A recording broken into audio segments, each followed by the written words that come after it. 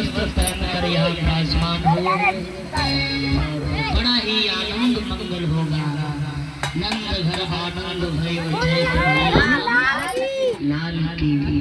बहुत से पीले वस्त्र पहन कर आए हैं, बहुत से काले नीले पहन है ना, जैसा जिसका क्या करेंगे हमारा काले तो अपना अपना भाव सुंदर।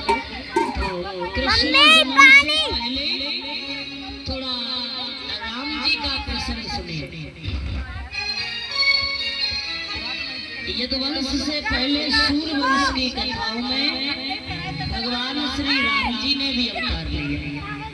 तो आइए, समय तो इतना नहीं होता है कि राम जी का प्रसंग भी सुनाया जाए, लेकिन थोड़े से ही समय में प्रभु श्री राम के अवतार तक की पावन कथा आप सभी को सुनाई जाए। बोल वृंदावन बिहारी लाल की। आइए, अयोध्या के बीच में वो राजा हरिश्चंद्र के पुत्र हैं रोहितास, और रोहितास के पुत्र हुए महाराज हरित। इन्हीं के वंश में आगे चलकर दलीप महाराज का जन्म होता है, और दलीप महाराज के वंश में राजा रघु का जन्म होता है, और राजा रघु के यहाँ राजा काज का जन्म होता है। राजा काज अयोध्या के राजा है, सूर्यवंशी राजा। तो राजा काज ने एक बार अपने यहाँ महलों में यज्ञ किया,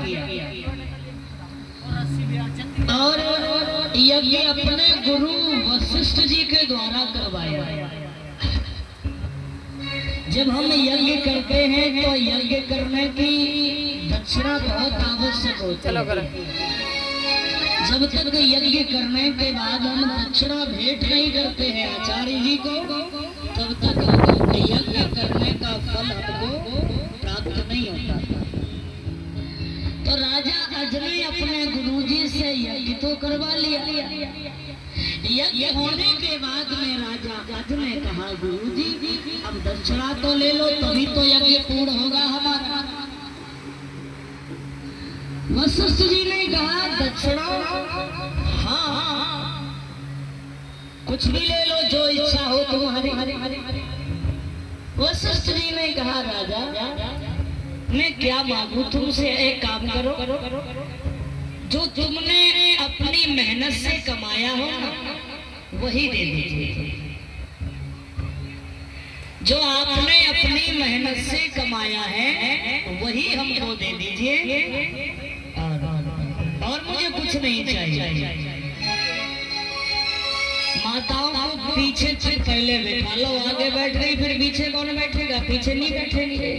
तो पहले पीछे की जगह भरो, उसके बाद आगे बैठा। रस्सी बांध दीजिए, यहाँ से आगे ले। ठीक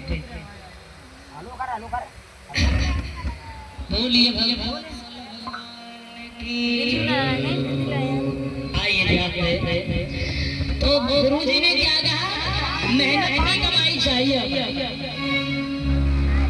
अब राजा सोच रहे मेहनत का क्या, तो मेहनत का कुछ है ही नहीं। अब राजा किसी का नौकरी करने जाता है जो मेहनत का कुछ भी नहीं। तो वशिष्ठ जी बोले कुछ भी नहीं है तो कोई बात नहीं।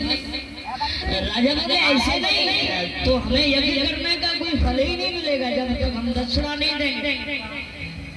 ऐसा करो गुरु जी, आज तुम यहीं रुको, सवेरे तुम्हारी विदाई करूंगा, कुछ ना कुछ मेहनत से लाऊंगा, फिर तुमको भेंट करूंगा, तब तुम्हारी विदाई करूंगा। चलो।